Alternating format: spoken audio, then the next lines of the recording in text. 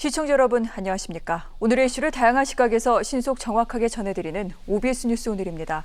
오늘 함께하실 두 분 소개해드립니다. 박상병 시사평론가, 박창환 장한대 교수 나오셨습니다. 안녕하십니까. 어서 오세요. 휴가 중에 부득이한 사유가 있는 경우에 전화나 메일이나 카톡 등을 통해서 신청이 가능하다고 합니다.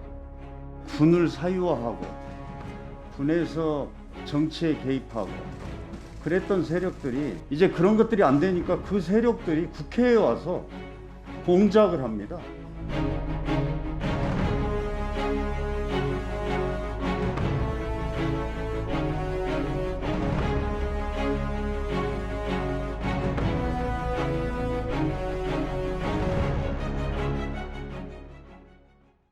추미애 법무부 장관 아들의 군 특혜 관련 의혹, 전국을 집어삼킨 상황입니다. 코로나 여전히 위중하고 국가 경제도 어려운데 정치권이나 언론이나 매일 이 이야기만 다루고 있다. 도대체 이 사안이 왜 지금 대한민국에 중요하냐?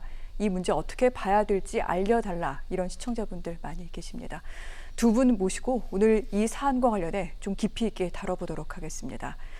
자, 먼저 이 추미애 법무부 장관 아들 서모 씨의 휴가 연장과 관련해 지금 추미애 장관의 위증 논란이 불거지고 있는 중입니다. 어제 국회에서 신원식 국민의힘 의원, 이번 의혹을 계속해서 주도해서 제기하고 있는 의원인데 그 추미애 장관 아들 휴가 연장과 관련해 국방부에 민원을 했다라는 기록이 있죠. 추 장관 부부, 그 부모님이 민원을 했다라는 그 기록이 남아 있는데 이 관련 녹취 파일을 지금 검찰이 압수수색해서 확인을 하고 있는 중입니다. 익명의 제보를 받았다고 하면서 어떤 여자분의 목소리였다. 그리고 이름을 얘기했는데 그 부분은 추미애 장관 남편분으로 적혀 있었다라고 어제 얘기를 했습니다. 이에 대해 추미애 장관 아들 측 변호인에서는 마치 추 장관이 전화한 것 같은 의혹을 부추기고 있다. 상당히 악의적인 주장이다라고 그렇게 얘기를 했습니다.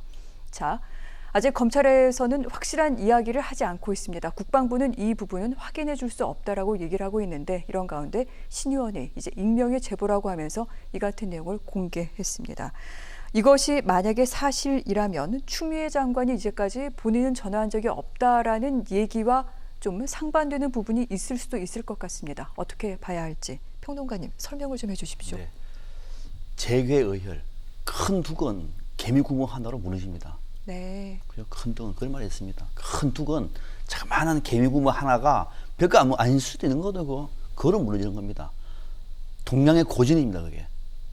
지금 문재인 정부의 굳건한 큰 둑, 개미 구멍 하나로 무너지는 겁니다. 앞서 우리 시청자분이 굉장히 아주 예리한 질문을 하셨는데 이게 이렇게 중요한 사안이냐? 사실 중요한 사안은 아닙니다. 간단하게 정리하면 될 문제입니다. 그걸 숨기고 거짓말하고 은폐시키고 상대방을 공격하고 물타기하고 이제는 심지어 아주 코미디 같은 이 궤변을 넣다 보니까 국민들이 분노하고 있는 거예요. 야당은 이 문제를 갖다가 그냥 넘어갈 수도 없는 거 아닙니까? 사건을 키우고 있는 겁니다. 이거는 역대 어느 정권에서도 이런 문제가 사건이 커지려고 생각 다 하고 있습니다. 그래서 대통령이 경질을 하는 겁니다. 네. 본인 스스로 사퇴를 하는 겁니다. 그런데 이 정부는 그런 거 없어요. 그냥 밀고 나갑니다. 일단 나오겠습니다만 주변에 동료 의원을 말하는 거 보면은 이 절망입니다. 절망. 이 코미디도 이런 코미디가 없고요. 부끄럽지도 않아요. 이제는 무치합니다. 이번에 국방부는 당초에 부모님이 전화에 달았습니다. 부모님이 그죠? 네. 국방부가 확인한 대목입니다. 국방부가 확인한 대목은 믿어야 되겠죠?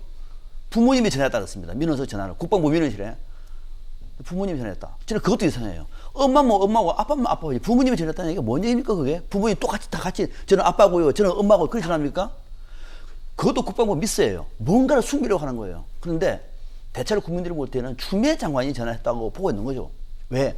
당시에 추미애 장관의 비서관이 모종에 당시 군대에 연락도 해왔고 집권당 대표고요. 당시에. 그러니까 이런 의혹 때문에 추미애 장관이 했을 것이다. 당시 집권당 대표로서. 그런데 자기는 전화 안 했다 그랬어요. 그럼 남편이 있네? 그 상식적이네요. 그래서 추미애 장관이 뭐라 했습니까? 저는 남편하고 주말 부부라서 전화할 형편이 뭐라고요? 남편에게 물어볼 형편이 아니다. 주말 부부하고 물어볼 형편하고 무슨 사이가 있습니까? 전화 통화만 될 거를? 뭔가 국민을 바보로 보고 있는 거예요. 사건이 커진 겁니다. 분노하는 거죠. 저도 주말 보면은 마누라한테 아내한테 전화 통화하면은 전화했는데 물어보면 되는 거예요. 그게 집권당에 지금 법무부 장관이 주말 부부라서 남편에게 물어볼 형편이 안 된다고 얘기하면은 남편에게 물어볼 형편이 되는 사람들은 어떤 사람들입니까? 이것도 거짓말 하거든요. 뭔가가 국민들이 분노할 수 있는 일이고, 그러면 지금 나온 얘기는 남편도 전화 안 왔다는 거예요. 네. 그러면은 여자 목소리라고 부릅니다. 그럼 제 3자 누군가가 비밀 조직이 있는 거죠, 그러면은. 비밀 조직이. 아무도 모르는. 국방부는 부모님이 전화다 그러고, 자기 주미 장관은 자기 전화 안 왔다 그러고, 거기는 전화 받은 사람은 목소리는 여자라고 그러고, 이러면 남편으로 적혀 있고, 이게 뭡니까, 이게? 이런 식으로 국민의 정서를 짓밟고 명식이 법무부 장관이 추석 전에 민심을 어떻게 농락하는지를 보고 있는 대목인데, 아무튼 지금은 제3의 여성인 것 같아요. 돌고 돌아가지고 이제 제3의 여성이 누군지, 지금까지 또 뭐 대위가 누군지, 당직 사백이 누군지가 퀴즈였는데, 이제는 제3의 여인이 누군지 궁금합니다. 지금 거기까지 갔습니다.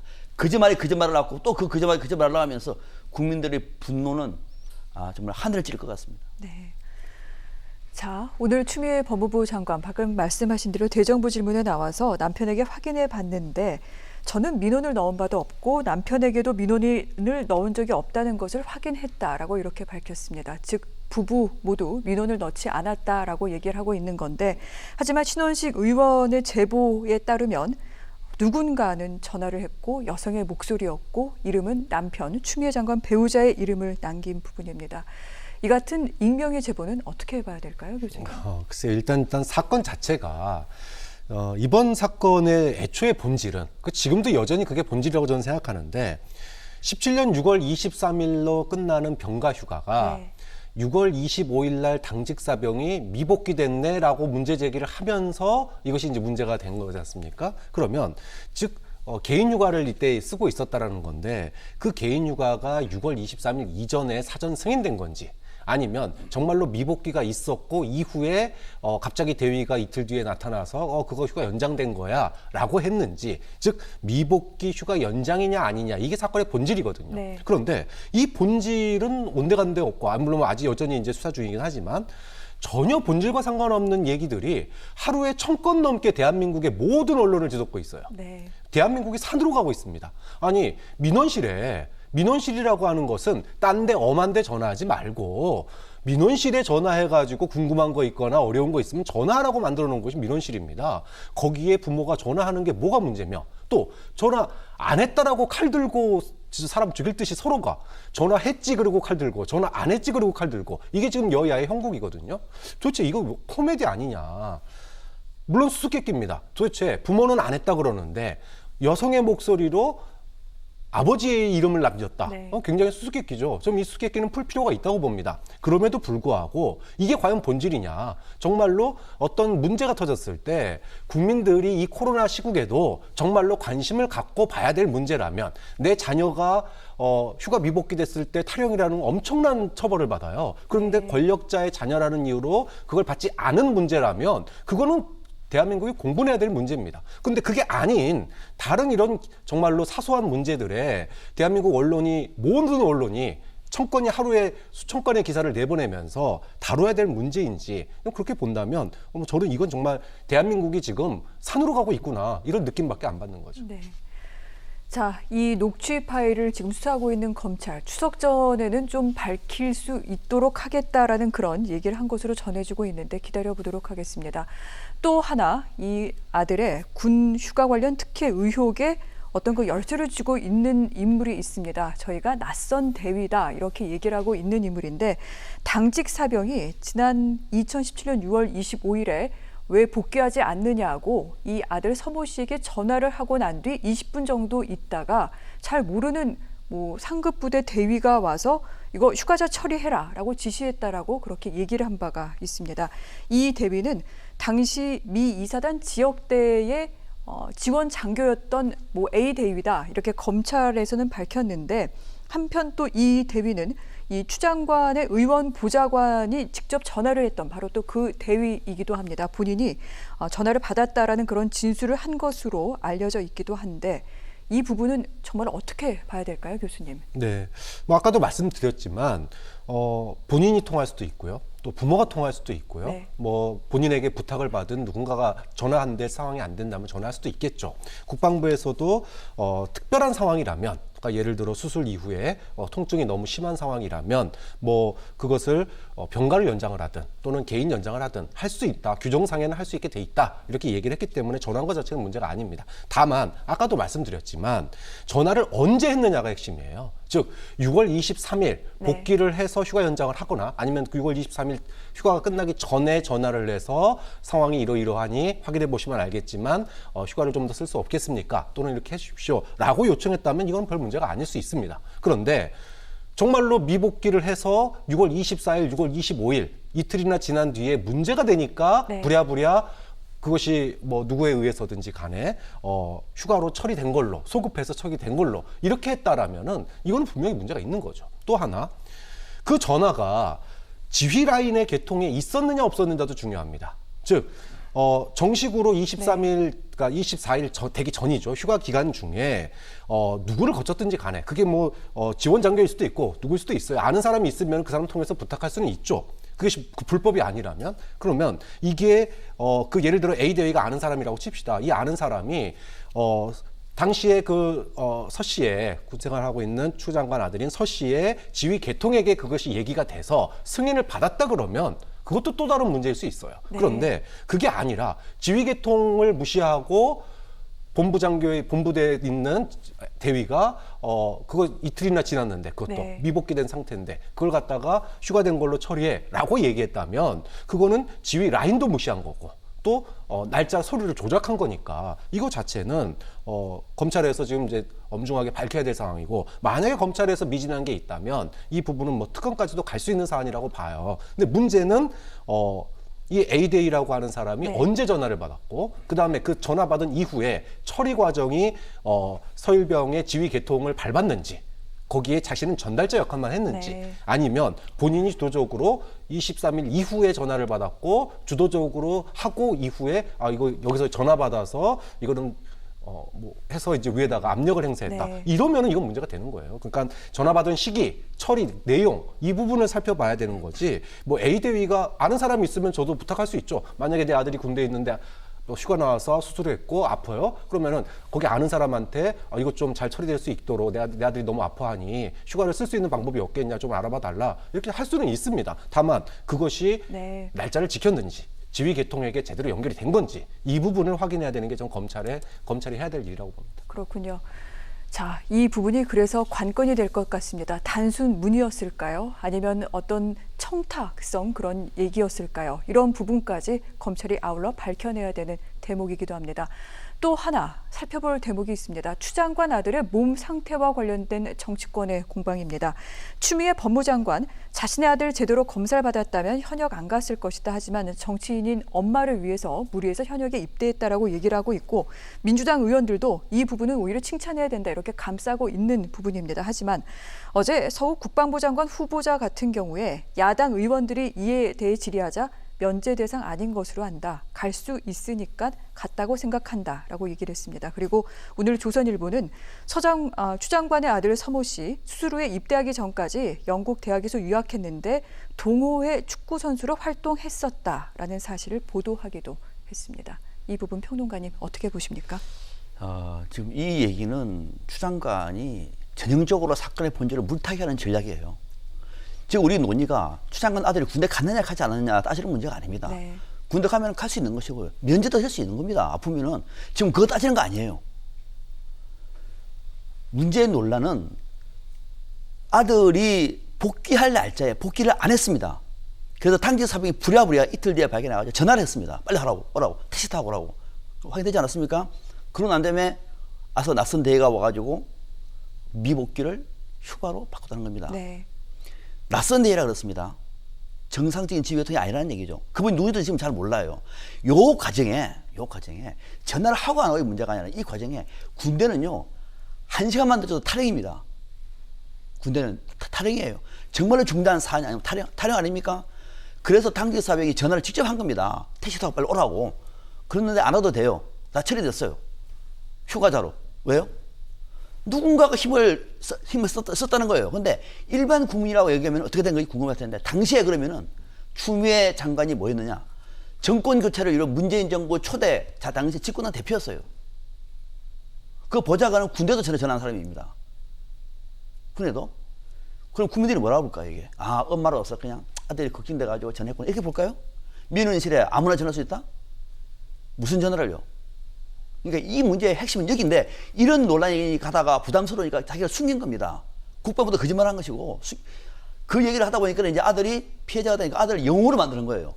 영웅으로 뭐냐? 우리 아들은 군대 안 가도 될 정상적인 진단서를 발급했으면 군대 안 가도 될 걸 군대 갔다. 안중근 의사의 위국 헌신의 말이 있어 놓은 겁니다. 네. 전혀 본질적인 얘기 아닌 것을 이렇게 만들어가지고 쓸데없는 얘기를 하고 그러다 보니까는 민주당에서 아주 판단 못하는 국회의원이 무슨 안중근 의사 얘기를 하다 보니까는 문제가 더 커진 거거든요. 문제의 본질을 자꾸 흘리려고 하는 추미애 장관의 이런 어떤 그 설명은 정말로 국민의 눈높이 맞지 않을 뿐만 아니라 저는 충격입니다. 저는 추미애 장관을 조금 압니다. 정말 충격입니다. 이런 거는. 이럴 줄 저도 몰랐습니다. 본질을 흐리고 국민들은 분명히 말씀드립니다만 바보가 아닙니다. 네. 자, 이 사안을 어떻게 보아야 하는지 두 분의 의견을 좀 자세히 들어봤습니다. 관건은 이 휴가, 미복귀 처리되어 있던 휴가가 어떻게 돼서 개인 연가로 바뀌면서 연장이 됐는지 그 부분에 대해서 집중해야 되는데 여러 가지 이 부분을 희소시키려는 여러 의도가 나오고 있는 것이다 라고 그렇게 짚어주셨는데요. 검찰 수사가 어떻게 진척이 되는지 그래서 더 관심을 갖고 지켜봐야 되는 대목인 것도 같습니다. 이런 가운데 방금 평론가님 말씀해 주셨던 안중근 의사를 빗댄 발언이 민주당 원내대변인 입에서 나오기도 했습니다. 민주당 의원들의 발언 이뿐만이 아니라 여러 가지 지금 물의를 일으키고 있는 내용들이 많은데 어떻게 봐야 됩니까, 평론가님? 참 국민들 코로나 때문에 힘들거든요 지금. 영세 상인들은 먹고 살기에 대한 눈물이 나옵니다. 골목 상권 다 죽어갑니다 지금. 거기다 더 나아가서 최근에 태풍 일 피해까지 해가지고 아마 국민들 대부분들은 정말 끔찍한 세상이라고 생각할 거예요. 여기에 집권당의 의원들이라고 얘기하면 그건 국민들에게 힘을 실어줘야 되는 거죠. 그죠? 이 문제를 끝을 내고. 근데 한다는 얘기가 추 장관 아들은 안중근 의사의 말처럼 정신됐다. 논리는 저는 알아요. 논리랍니다만. 그러나 이렇게 하다 보면은요, 불난집에 기름 붓는 격입니다. 정치인의 차질이 없는 겁니다. 이렇게 말할 정도라고 얘기하면. 심지어는 동사무소 전화도 청탁이냐. 지금 국민들이 동사무소에 전화한 걸 가지고 지금 따지고 있습니까? 일반 국민들이? 정말 국민들 바보로 보고 있는 거거든요. 아주 오만한 권력입니다. 또 하나, 카투사 자체가 편한 군데, 이걸 말 안 하겠습니다. 이분은. 아들 군에 보내 모든 어머니를 괴롭히는 것. 군대가 모든 어머니를 우후들을 끌어들이고 있는 아주 전형적인 나쁜 전략이에요. 군대 가는 어머니들 문제가 아니에요. 당신 집권당 대표의 아들 문제를 지금 얘기하고 있는 거예요. 또 하나, 김치찌개 빨리 달라고 이분 얘기 하지 않겠습니다. 국민들 가슴에 도움은 안 될지 모르겠어요. 도움은 안 될지언정 염장지르는 말은 하지 마세요. 집권당의 오만함. 저는 앞으로 어떻게 국민들의 비판을 받을지 감당하기 쉽지 않을 것이라 생각하고 일부 의원들의 이런 엄호하는 태도는 정말 실망적입니다. 네. 그런데 민주당 내에서도 다른 목소리가 없는 것은 아닙니다. 조응천 의원 같은 경우에는 그냥 묻고 넘어갈 단계는 지나갔다. 다 밝혀진 것 빨리 결정해야 된다라고 얘기를 했고요.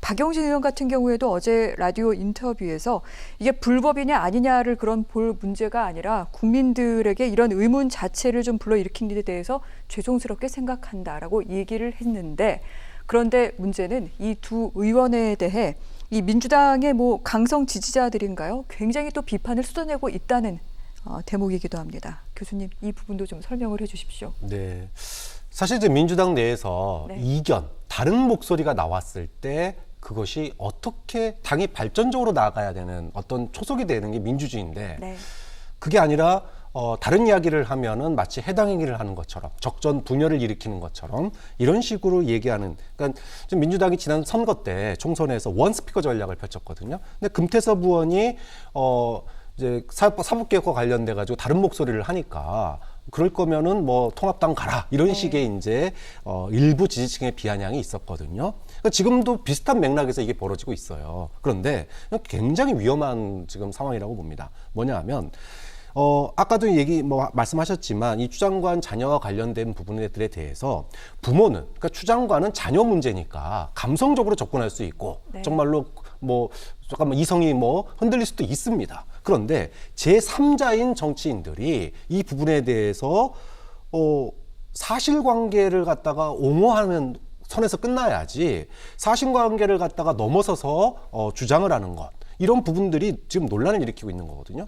문재인 정부의 최고의 강점은 국민들의 눈높이에 맞는 감성으로 접근했다는 거예요. 그런데 통합당은 과거에 못 그랬거든요. 세월호 사건에 대해서 교통사고라고 얘기를 했었습니다. 근데 국민은 그렇게 생각하지 않았어요. 네. 그러니까 세월호 사건은 법적으로 보면은 그럴 수도 있습니다. 보는 시각에 따라 그럴 수 있다라는 거예요. 그게 잘했다는 얘기가 아닙니다. 그러면 지금의 추미애 장관 의혹에 대해서 그것이 사실관계가 맞든 틀리든지 간에 일단은 국민의 눈높이, 청년들의 그런 어떤 답답함, 이런 부분들에 대해서 공감과 감성에 먼저 집중을 해야 되는데 네. 이런 부분들은 싹 제외하고 논리적인 면만 얘기해가지고 지금 마치 진영 논리 같은 것으로서 이렇게 접근을 하면 소통 안 되는 당이구나, 이제 거대 여당이라고 남의 말은 아예 듣지도 않는구나, 이런 이제 당으로 흘러갈 네. 우려가 있다라는 거죠. 좀 그런 측면에서 추미애 장관이 대정부 질문에서 감성적으로 뭐 울먹이거나 또는 여러 가지 얘기를 한 것과 별개로 이 당 의원들이 엄호에 나서면서 과한 이야기들, 사실관계를 주장하는 것 이상을 넘어서는 이야기들은 오히려 청년들이나 이 사건을 불편하게 바라보는 국민들의 오히려 그 비아냥 또는 불만만 더 높일 뿐이라는 거를 좀 여당 의원들이 알아야 되고, 그것에 반대하는 목소리에 대해서 질타하고 네. 그들을 목소리를 닫으려고 한다면 이거는 말 그대로 민주당이 앞으로 소통해 나가는 당으로 가는데 걸림돌이 될 수밖에 없다는 부분. 그렇군요. 뭐 내년 보궐선거 또 후년에는 대선을 앞두고 있는 시점이기도 합니다. 이런 가운데 상당히 많은 의석을 차지하고 있는 집권 여당이 보여야 할 자세는 무엇인지에 대해서 좀 다시 한번 짚어주신 것 같습니다. 자, 오늘도 국회에서는 대정부 질문이 진행되고 있습니다. 마지막 날 이제 교육, 사회, 문화 분야에 대한 질문이 진행 중이고 추미애 장관 출석했습니다. 오늘도 야당 의원들 추미애 장관을 불러서 여러 가지 질문을 계속해서 했는데 뭐 여러 발언이 나왔습니다. 추미애 장관의 발언만 몇 개 모아봤는데 여당에서 안중근 정신에 빗대서 논평한 것에 대해 어떻게 생각하느냐라고 했더니 아들이 군복무를 다 했다는 것을 강조한 것으로 안다. 그리고 남편 민원 넣은 적 없다는 것 확인했다. 아울러 아들의 진실 있는 그대로 봐달라 등등 여러 좀 감정적인 호소를 하기도 했습니다. 교수님, 이 부분 좀 국민들에게 와 닿았을까요? 아까도 말씀드렸지만 아직 해명되지 않은 의혹이 네. 있어요. 그러니까 6월 23일 날 미복귀가 실제로 휴가에 연장 없는 미복귀가 네. 있었는지 부분은 아직 명확하게 해명되지 않았습니다. 좀 그런 부분에서 본질에 좀 더 그런 6월 23일 이전에 통화를 했다라고 하는 어떤 정황상의 근거라도 네. 뭐 통화 기록이 없더라도 통화 내역이 없더라도 그런 것들을 좀 발견해가지고 얘기를 했으면 좋겠다, 이런 생각이 들고요. 근데 어떤 여론을 보면은 일단은 당 지지율 하락세는 좀 멈춘 것 같습니다. 좀 그런 측면에서 추 장관 측의 네. 해명이 일정 부분은 조금, 그러니까 국민의힘 쪽에서 너무 좀 과하게 아까 제가 했던 격가지 문제들에 대해서 너무 과하게 나가다 보니까 거기에 대한 반발 심리인지는 모르겠지만 어쨌든 좀 민주당의 지지율 자체 하락은 이제 좀 멈춘 거는 같아요. 하지만 그럼에도 불구하고 본질, 네. 아직 해결되지 않은 본질이 있다. 17년 6월 23일 복귀 휴가 연장이 사전에 이루어졌는지 이후에 됐는지 네. 이 부분에 대해서는 여전히 추 장관 측의 해명이 좀 더 필요하다고 봅니다. 그렇군요. 그런데 이런 의문이 갑자기 생기기도 합니다. 갑자기라고 얘기하기에는 사실 또 시청자분들도 아마 많이 공감을 하실 텐데 대정부 질문은 이 정부의 여러 행정 조치 등등에 대해서 국민들이 궁금해하는 부분을 대신해서 국회의원들이 질의를 하는 그런 자리이죠. 그런데 아시겠지만 지난 월요일부터 시작된 대정부 질문, 추미애 장관과 관련된 청문회로 끝나는 것 같습니다. 평론가님, 이래도 되는 걸까요? 안 되죠. 네. 우리 정치인의 비극인 거죠. 민주당도 이렇게 될 줄 알고 있습니다. 대정부 질문이 이렇게 흘러가고 있는 것. 아마 어쩌면은 이리 가도 괜찮다고 생각할 수도 있어요. 네. 집권당이니까. 다른 문제, 뭐 코로나 주택 문제 다 나오면 골치 아픕니다. 그냥 아예 추미애 장관을 해가지고 그냥 무릎 꿇고 싸워봐라. 아주 나쁜 정치를 하고 있는 거죠. 또 반대로 야당 입장에서는 지금 이 중요한 상황 속에서 딴 거 물어볼 여력이 없어요. 추석을 앞두고 있습니다. 야당도 뭔가 전투력을 발휘해야 할 타이밍이잖아요. 그죠? 그러면은 추석 민심을 앞두고 추미애 장관 이 문제를 대충 넘어간다고 얘기하면은 야당도 아닌 거예요. 그거는. 더더욱이 지금 추미애 장관 관련된 의혹이 자고 나면 생깁니다. 이제는 아들 문제, 딸 문제, 뭐 심지어는 제3의 여인 문제까지도 지금 나오고 있는 이런 상황이라고 얘기하면 야당은 물건 들 수밖에 없는 거예요. 네. 냉정을 지키라라 말하면 우리 국회 안 통합니다. 마음껏 싸워봐라. 단 하나. 마음껏 싸워라. 단 하나. 그 싸움에 대해서는 국민들이 심판을 받아야 된다. 네. 그러니까 우리 정치는 기본적으로 협치가 안 됩니다. 대정부 질문에서 우리 정치학 교과서에는 대정부 질문은 뭐 입법부가 행정부를 견제하고 감시하는 그거는 책 있는 얘기고요. 여당도 야당도 그건 원하지 않습니다. 결국은 양 진영이 극한 싸움으로 갈 것이고 그 극한 싸움의 승패는 여야가 똑같습니다. 어쩌면은 여당이 이 싸움을 가도 괜찮다 판단할 수도 있어요. 네. 저는 그 대목을 좀 강조하고 싶습니다. 그렇군요. 결국 이로 인한 피해와 손해는 국민에게 돌아오고 있다는 부분을 다시 한번 좀 알아야 될 것 같습니다.